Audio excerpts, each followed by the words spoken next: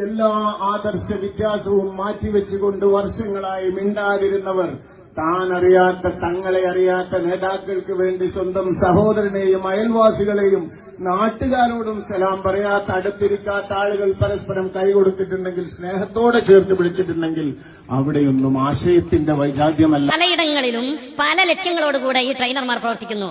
അതിൽ വിദേഹത്തുണ്ട്, മറ്റു പലതുണ്ട്.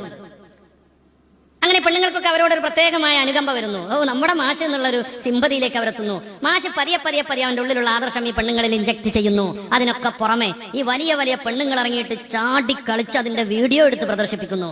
അപ്പുറത്താണുങ്ങൾ, ഇപ്പുറത്ത് പെണ്ണുങ്ങളും, അപ്പുറത്താണുങ്ങളും ഇപ്പുറത്ത് പെണ്ണുങ്ങളും. എന്തേ ശാരീരികമായ എക്സസൈസ് പറ്റൂലേ? പറ്റും, ഒരു സംശയമല്ല. ജീവിതശൈലി രോഗങ്ങൾ കൂടല്ലേ? അപ്പൊ എന്തായാലും ഇങ്ങനത്തെ കുറെ സംഗതികളൊക്കെ വേണം, അതിലും തർക്കല്ല. പക്ഷെ എങ്ങനെയാവണം? അന്യപുരുഷൻ ഇങ്ങനെ കോച്ച് ചെയ്തിട്ട് മൂപ്പരാൾ വന്നിട്ട് കൈ അങ്ങോട്ട് വെച്ചിട്ട് ഇങ്ങോട്ട് വെച്ചിട്ട് ചാടി തുള്ളി കളിച്ചിട്ട് അതിന്റെ വീഡിയോ എടുത്തിട്ട് അങ്ങനെയാണോ ശരീരം ആരോഗ്യം ഉണ്ടാക്കേണ്ടത്? ഒരു 10-50 റക്അത്ത് തഹജ്ജുദ് നിസ്കരിച്ചാൽ എങ്ങനെ ഉണ്ടാവും? ചില വിദേശ കോച്ചുകളൊക്കെ അറേബ്യൻ നാടുകളുടെ ചില ക്ലബ്ബുകളെ പരിശീലിപ്പിക്കാൻ വന്നിട്ട് കളിക്കാര് നിസ്കരിക്കുന്നത് കണ്ടപ്പോ ഇതിനപ്പുറം ഒരു ഫിസിക്കൽ ട്രെയിനിങ് വേണ്ട എന്ന് തീരുമാനിച്ച് അൽവത്തൻ പോലെയുള്ള പത്രങ്ങളിൽ ലേഖനം എഴുതിയത് വായിച്ചിട്ടുണ്ട്. അർജന്റീനക്കാരൻ ഒരു കോച്ച് വന്നിട്ട് സൗദിയിലെ മറ്റൊരു ക്ലബ്ബ്, ആ ക്ലബിനെ പരിശീലിപ്പിച്ചപ്പോ മരുവിയപ്പോ അവരൊക്കെ കൂടെ നിസ്കരിക്കാൻ നിന്നപ്പോൾ അയാള് ഇതിനപ്പുറം ഒരു ഫിസിക്കൽ ട്രെയിനിങ് വേണ്ട, ശീർഷാസനം എന്ന് പറയുന്ന ഒരു പ്രത്യേകമായ ഒരു എക്സസൈസ് ഉണ്ട്, ഇതിലൊക്കെ ഉണ്ടാവും ഫിസിക്കൽ ട്രെയിനിങ് ഒക്കെ നേടിയ ആളുകൾ. അതുകൊണ്ട് കുറെ ഗുണങ്ങൾ കിട്ടുന്ന പറയുന്നത്. പക്ഷെ അറ്റാക്ക് ഉണ്ടെങ്കിൽ, അതുപോലത്തെ വല്ല രോഗസാധ്യതയുണ്ടെങ്കിൽ, ബ്ലഡ് പ്രഷർ ഉണ്ടെങ്കിൽ ചിലപ്പോൾ അതുകൊണ്ട് അടിച്ചു പോകും. അത്തരം ആളുകൾക്കും സുജൂദ് അതിന്റെ അതേ ഫലം നൽകുന്ന തീരെ അപകട സാധ്യതയില്ലാത്തൊരു എക്സസൈസ് ആണ്. പക്ഷെ ഈ യോഗാസനം എന്ന് പറഞ്ഞ് പൊലിപ്പിച്ച് പതഞ്ജലി മഹർഷി നിർമ്മിച്ച ഷഡ്ദർശനങ്ങളിൽപ്പെട്ട യോഗാദർശനമാണ് പ്രചരിപ്പിക്കുന്നതെങ്കിൽ അതൊരു മതപരമായ വിഷയമാണ്, പറയാതിരിക്കാൻ വയ്യ. ഇനി അതൊന്നുമില്ല, അതിന്റെ ചില എക്സസൈസ് ഒക്കെയാണ്, പറ്റും. പക്ഷെ അതിന് ചില കൃത്യതകൾ പാലിക്കാനുണ്ട്. നിങ്ങൾ ചിലപ്പോ മനസ്സിലാക്കിയിട്ടുണ്ടാകും ശരത് ജോയ്സ് എന്ന് പറയുന്ന യോഗ ഗുരുവിനെ പറ്റി. ഇങ്ങനെ യോഗ പ്രചരിപ്പിക്കാൻ ലോകത്ത് എല്ലായിടത്തും പാറി നടക്കുന്ന ഇന്ത്യയിലെ ഏറ്റവും പ്രസിദ്ധനാകുന്ന യോഗാ ഗുരുവാണ് ശരത് ജോയ്സ്.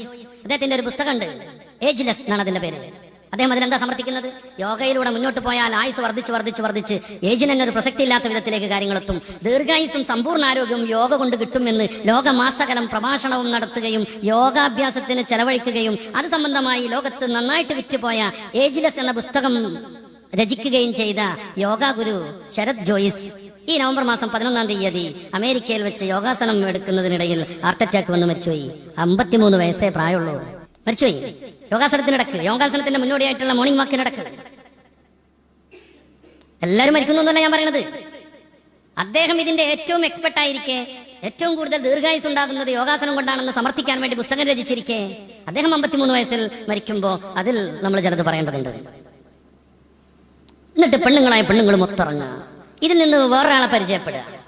പെണ്ണ് പുറത്തിറങ്ങുന്ന ഇത്തരം സാഹചര്യങ്ങൾ എന്തുണ്ടായാലും അതിൻ്റെയൊക്കെ അനർത്ഥങ്ങൾ നമ്മൾ മനസ്സിലാക്കണം. എന്നിട്ട് പ്രണയത്തിലേക്ക് എത്തുക, കുടുംബം നശിക്കുക.